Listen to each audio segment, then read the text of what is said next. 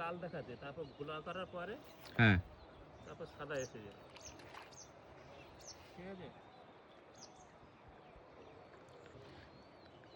এখানে 60 পিস, মানে ওই মাদার সাইজটা কেমন আছে যে মাদারটা দিয়েছেন? 100 100 100 গ্রাম করে। সব 100।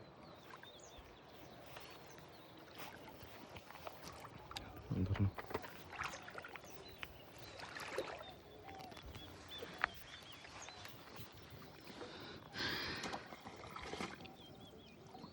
তো দেখতে পাচ্ছেন এটা হচ্ছে গলদার রেনু ফোটানো হয়েছে, যে লার্ভা থেকে রেনুটা ফুটছে।